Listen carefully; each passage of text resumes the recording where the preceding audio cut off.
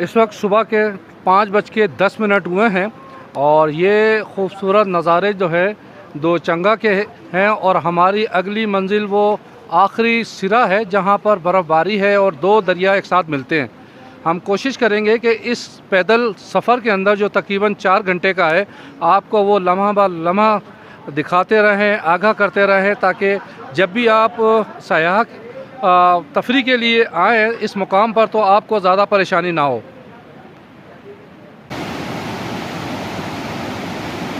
हमने अपने कैंप छोड़कर अब हमारी मंजिल जो है पैदल वो तकरीबन 4 घंटे का सफ़र है, वो कुंदन झील है और रास्ते में वो आबशारें हैं जो कि हम आपको दिखाएंगे। हमने तो हल्का फुल्का नाश्ता किया है, बाकी सब अपने हाथों में उठाकर जो है अब सफ़र पे रवा दवा है। सर्दी बढ़ रही है, वह सब ने अपने अपने इंतजाम कर लिए हैं ताकि रास्ते में कोई परेशानी ना हो। देखते हैं कि कब तक हम वहाँ बर्दाश्त कर सकते हैं ये सर्दी, क्योंकि सिंध से आए हैं, वहाँ का मौसम तब्दील था, कमराट से में उससे ज़्यादा था, ये दो जंगा में उससे ज़्यादा इजाफा हो। ये आपके सामने देखें इब्तदा हो गया आबशार का, वो पीछे से आ रही है। आपको हम इसी तरह दिखाते रहेंगे कि सारे लोग हमारे जा रहे हैं और वो आहिस्ता आहिस्ता अपने कदम बढ़ाते हुए ये अपनी मंजिल की जानिब रवां दवां हैं। तकरीबन 17-18 लोग हैं और वो सब ये आपके सामने सारे लोग काफ़िले की सूरत में रवां दवां हैं। अगले उस पर फिर हम आपसे मुखातिब होंगे इंशाल्लाह, नए व्यू दिखाएंगे। ये आपके सामने मनाजिर, और नमाज अदा की है, नाश्ता किया है और अब रवाना हो चुके हैं। कमराट वैली से दो चंगा और दो चंगा से जो हम पहाड़ों की तरफ हमने सफ़र शुरू किया है, हम जिस तरफ नज़र दौड़ाते हैं, घुमाते हैं, तो बार बार वो चीज़ें याद आती हैं कि और अपने परवरदिगार की कौन कौन सी नेमत को झुटलाओगे। सुबहान अल्लाह, सुबहान अल्लाह। ये देखें हमारे दोस्त जो हैं वो बीच में आने वाली वो आबशार और नहर से एहतियात से गुज़र रहे हैं।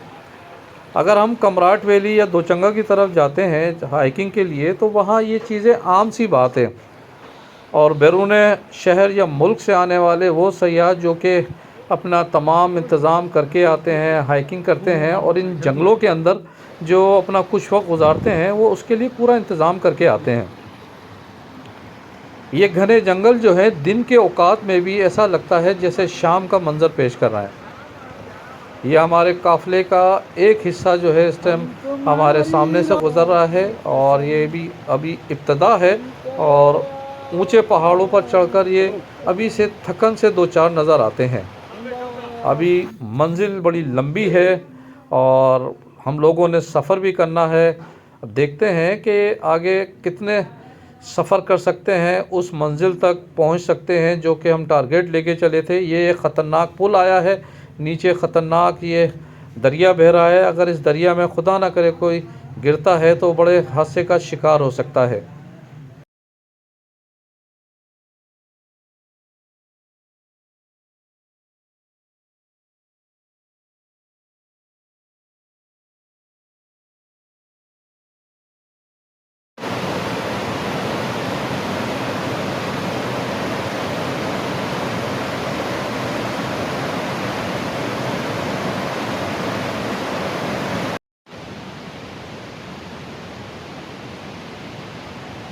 मेरे तरफ से ये हिदायत है, अभी इधर ब्रेक नहीं लगानी क्योंकि ये धूप लग गया तो ये उधर चढ़ना मुश्किल हो जाएगा। ये हम हमारे गाइड जो हैं ये बता रहे हैं कि इस पे आप अगर जल्दी इस टाइम रोशनी से पहले अगर चढ़ जाएंगे तो तवानाई बरकरार रहेगी, नहीं तो आप जैसे लोग जो है नीचे रह जाएंगे। पहाड़ों और चट्टानों पर चढ़ने से कबल आपके लिए ज़रूरी है कि एक कोई अच्छा सा आपका गाइड आपके साथ होना चाहिए जो आपको इस इलाके में ख़तरनाक मोड़ और वो पहाड़ के हवाले से आगाह करता रहे।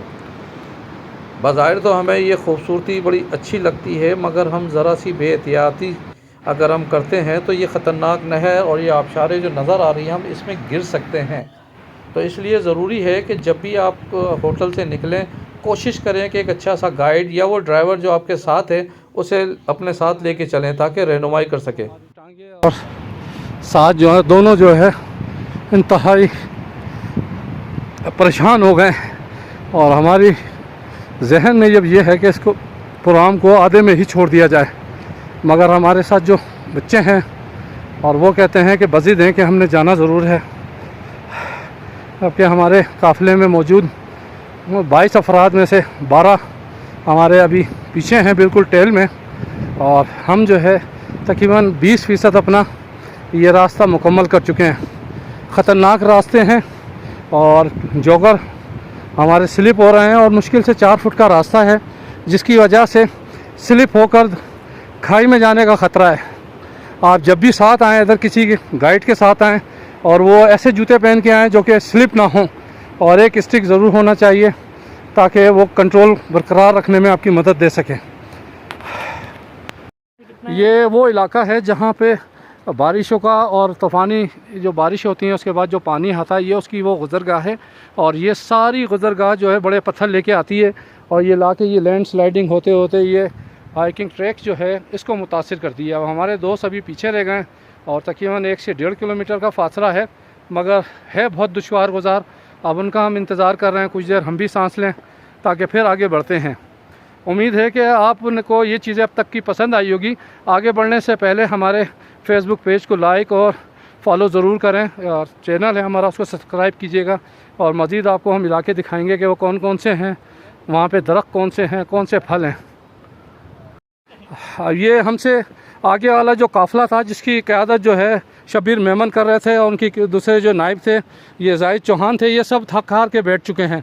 और अब हमारे साथ वो नौजवान जो आगे खड़े हुए हैं ख़तरनाक अंदाज में, इनको ये मना करते हैं कि भाई आप साइड में आ जाएं यार, कॉर्नर है, इसको दूर हटें। तो ये चढ़ते जा रहे हैं स्टेप बाय स्टेप। टुकड़ों में बटे हुए हम लोग, जो ज़रूरत से ज़्यादा हेल्दी हैं वो बिल्कुल नहीं चढ़ पा रहे हैं, जिनको सांस का प्रॉब्लम है वो पीछे ही हमारे रह गए। खतरनाक ढलाई है छोटी सी, और ये पत्थर स्लिप हो रहे हैं, और सीधा इसमें अगर खुदा ना करे कोई जाए तो ये नीचे जाके इसमें हादसा पेश आ सकता है। जब भी आप लोग आएँ अपने बच्चों के साथ, दोस्तों के साथ, इसमें कोशिश कीजिएगा कि इसमें मजाक ना हो, और एहतियात ज़रूरी है। एहतियात के बग़ैर तफरीह मुमकिन नहीं है। जूँ हम अपनी मंजिल की जानिब बढ़ रहे हैं और खूबसूरत नज़ारों में भी इजाफ़ा हो रहा है। ये आपके सामने जन्नत के ये टुकड़े नज़र आ रहे हैं इस वक्त आपको। चारों तरफ जो है ये बुलंद दरख्त हैं, ग्रीनरी है, जो कि यहाँ पर सयाहों को अपनी तरफ खींचती है।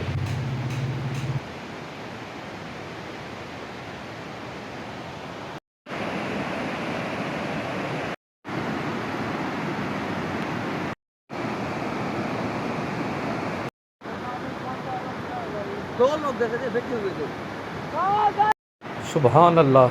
हमने जब सफ़र शुरू किया था उस वक्त सूरज अपनी किरणें से पूरा इलाका रोशन कर रहा था, और अब तकरीबन हम आधे से पौन घंटा सफ़र कर चुके हैं और सूरज अपनी आब व ताब पर है, और गर्मी में भी इजाफ़ा हो रहा है क्योंकि हम लोग काफ़ी देर से मुसलसल पैदल चल रहे हैं। तो वो जो सुबह में थोड़ी सी खुनकी थी, अब वो ख़त्म होके हमारे पास जो गर्म मलबूसात हैं वो हमें अब थोड़े से परेशान करने लगे हैं।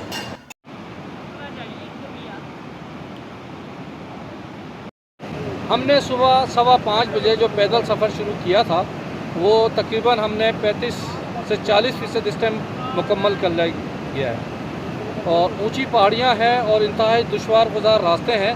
ये मेरे अकम में नज़र आने वाले वो तमाम दोस्त हैं, जो आखिरी का ग्रुप था वो रह गया है। कुछ दोस्त जो है इतने यानी कि सांस फूल रही है कि वो बिल्कुल थकार के इस पहाड़ पर लेटे हुए हैं। कोशिश करेंगे कि हम आगे तक बढ़ते रहें, और तकरीबन हमारा अब तक 1 घंटे का रास्ता मुकम्मल हुआ है। ये दुश्वार गुजार रास्ते हैं, और एक दफ़ा फिर हम आपको ये तजवीज़ देंगे, जब भी इस इलाके में तफरीह के लिए आएँ तो तमाम इंतज़ामात करके आएँ, और वो लोग ज़्यादा ऊपर पहाड़ पे चढ़ें जिनके फेफड़े मजबूत हो और कोई एलर्जी ना हो। अगर इस तरह की कोई सूरत हाल है तो बड़ा परेशान कुन सूरत हाल से नंबर आज़मा होना पड़ेगा। चलते हैं आगे, कोशिश करके कि एक मतलब फिर अपने सफ़र को रवां दवा रखते हैं। मेरे साथ रहिए। जितना ऊपर होते जा रहे हैं कुदरत के नज़दीक होते जा रहे हैं। ये कदीम और तवील दरख्त हमारी ये पहचान है इस इलाके की, और लोग इसको देखने और इसके इलाके के हुस्न को देखने के लिए आते हैं। बदकिस्मती ये है कि यहाँ के लोग ईंधन के इस्तेमाल के लिए हमारे ये कीमती दरख्त जो कि हमें फेफड़ा और ऑक्सीजन में ताकत देते हैं उसे बेदर्दी से कत्लेआम कर रहे हैं, जो कि हमारे लिए इंतहाई शर्मनाक एक मुकाम है। इस सिलसिले को रोकना बहुत ज़रूरी है। अगर हमने इन दरख्तों की कटाई को ना रोका तो आने वाले दिनों में इसकी ना सिर्फ खूबसूरती कम होगी बल्कि यहाँ आलूदगी में भी इजाफा होगा, और मुझ समेत वो दोस्त, वो सयाह जो यहाँ पे इसकी खूबसूरती देखने आते हैं वो वापस लौट जाएंगे।